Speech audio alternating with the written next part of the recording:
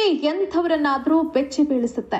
ಇಂಥ ಪಾಪಿ ಕ್ರೂರಿ ಮಗಳಿರೋದಕ್ಕೆ ಸಾಧ್ಯನಾ ಅನ್ನೋ ಪ್ರಶ್ನೆ ಎಲ್ಲರನ್ನ ಕೂಡ ಕಾಡುತ್ತೆ.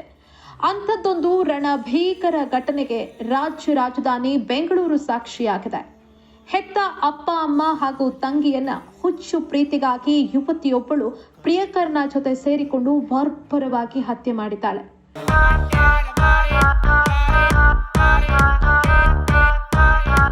ಬೆಂಗಳೂರಿನ ಕೆಆರ್ಪುರಂನ ಸೀಗೆಹಳ್ಳಿಯಲ್ಲಿ ಈ ಒಂದು ಹತ್ಯೆ ನಿನ್ನೆ ತಡರಾತ್ರಿ ನಡೆದಿದೆ.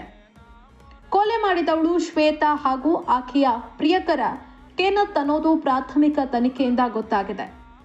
ಈ ಕೆನತ್ ಹಾಗೂ ಶ್ವೇತಾ ಪರಸ್ಪರ ಪ್ರೀತಿಸ್ತಾ ಇದ್ರು, ಜೊತೆಗೆ ಲಿವ್ ಇನ್ ರಿಲೇಶನ್ಶಿಪ್ ನಲ್ಲಿದ್ರು. ಈ ವಿಚಾರ ಗೊತ್ತಾಗ್ತಾ ಇದ್ದಂತೆ ಶ್ವೇತಾ ತಂದೆ 55 ವರ್ಷದ ಸೋಮಸುಂದರ್ ಹಾಗೇನೆ 48 ವರ್ಷದ ತಾಯಿ ಮುತ್ತುಲಕ್ಷ್ಮಿ ಹಾಗೇನೆ 20 ವರ್ಷದ ಸಹೋದರಿ ಸುಪ್ರಿಯಾ ಇದಕ್ಕೆ ವಿರೋಧವನ್ನ ವ್ಯಕ್ತಪಡಿಸಿದ್ದಾರೆ. ಶ್ವೇತಾಗೆ ಬುದ್ಧಿ ಮಾತನ್ನ ಹೇಳಿದ್ದಾರೆ. ಆದ್ರೆ ಆಕೆ ತಂದೆ ತಾಯಿಯ ಬುದ್ಧಿ ಮಾತನ್ನ ಕೇಳಿಸಿಕೊಳ್ಳುವಂತಹ ಸ್ಥಿತಿಯಲ್ಲಿರಲಿಲ್ಲ. ಹೇಗಾದ್ರೂ ಮಾಡಿ ಮಗಳಿಗೆ ಬುದ್ಧಿ ಮಾತು ಹೇಳಿ ಆಕೆಯನ್ನ ವಾಪಸ್ ಮನೆಗೆ ಕರ್ಕೊಂಡು ಹೋಗ್ಬೇಕು ಅಂತ ಸೋಮಸುಂದರ್ ತಮ್ಮ ಪತ್ನಿ ಮುತ್ತುಲಕ್ಷ್ಮಿ ಹಾಗೂ ಚಿಕ್ಕ ಮಗಳು ಸುಪ್ರಿಯಾ ಜೊತೆಗೆ ಶ್ವೇತಾ ಕೆನೆತ್ ಜೊತೆಗೆ ವಾಸ ಇದ್ದಂತಹ ಅಪಾರ್ಟ್ಮೆಂಟ್ಗೆ ಬಂದಿದ್ದಾರೆ. ಸೀಗೆಹಳ್ಳಿಯ ಡಾಮಿನಿಕ್ನ ಲೇಔಟ್ನಲ್ಲಿರುವಂತಹ ಸಾಯಿ ಗ್ರೀನ್ ಅಪಾರ್ಟ್ಮೆಂಟ್ಗೆ ಈ ಮೂವರು ಬಂದಿದ್ದಾರೆ. ಬಂದಂತಹ ಸಂದರ್ಭದಲ್ಲಿ ಶ್ವೇತಾ ಪೋಷಕರು ಹಾಗೆ ಶ್ವೇತಾ ಕೆನತ್ ಜೋಡಿ ಮಧ್ಯೆ ಜೋರಾಗಿ ಗಲಾಟೆಯಾಗಿದೆ. ಈ ಗಲಾಟೆ ವಿಕೋಪಕ್ಕೆ ತಿರುಗಿದೆ. ಶ್ವೇತಾ ಹಾಗೂ ಕೆನತ್ ಇಬ್ರು ಸೇರ್ಕೊಂಡು ತಂದೆ ತಾಯಿ ಹಾಗೂ ತಂಗಿಯ ಮೇಲೆ ಚಾಕುವಿನಿಂದ ಮನಸೋ ಇಚ್ಛೆ ಇರ್ತಿದ್ದಾರೆ. ನನ್ನ ಸ್ವಂತ ತಂದೆ ತಾಯಿ ತಂಗಿ ಅನ್ನೋದನ್ನು ಕೂಡ ನೋಡದೆ ಹುಚ್ಚು ಪ್ರೀತಿಗಾಗಿ ಪ್ರಿಯಕರನ ಜೊತೆ ಸೇರಿಕೊಂಡು ಶ್ವೇತಾ ಹೆತ್ತವರ ಮೇಲೆಗೆ ದಾಳಿ ಮಾಡಿದ್ದಾಳೆ. ತೀವ್ರ ಇರಿತಕ್ಕೆ ಒಳಗಾದಂತಹ ಶ್ವೇತಾ ತಾಯಿ ಮುತ್ತುಲಕ್ಷ್ಮಿ ಹಾಗೂ ಸುಪ್ರಿಯಾ ಮನೆಯ ಒಳಗಡೆಗೆ ಉಸಿರು ಚೆಲ್ಲಿದ್ದಾರೆ.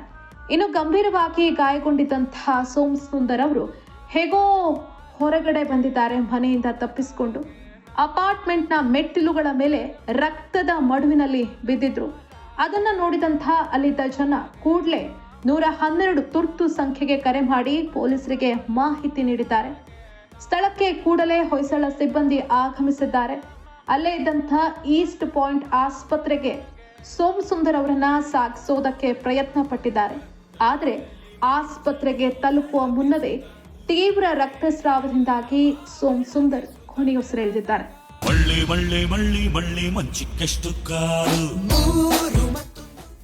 ಆದರೆ ಸಾವನ್ನಪ್ಪುವ ಮುನ್ನ ಸೋಮಸುಂದರ್ ಘಟನೆಗೆ ಸಂಬಂಧಪಟ್ಟಂತೆ ಎಲ್ಲ ವಿಚಾರವನ್ನ ಪೊಲೀಸರ ಮುಂದೆ ತಿಳಿಸಿದ್ದಾರೆ.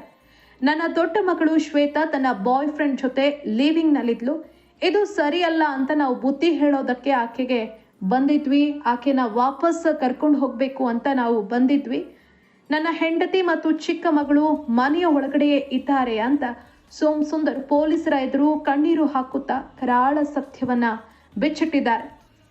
ಪೊಲೀಸರು ಹೋಗಿ ನೋಡುವಂಥ ಸಂದರ್ಭದಲ್ಲಿ ಸುಪ್ರಿಯಾ ಹಾಗೂ ಮುತ್ತುಲಕ್ಷ್ಮಿ ಇಬ್ಬರು ಕೂಡ ಕೊನೆಯುಸಿರೆಳೆದಿದ್ದಾರೆ.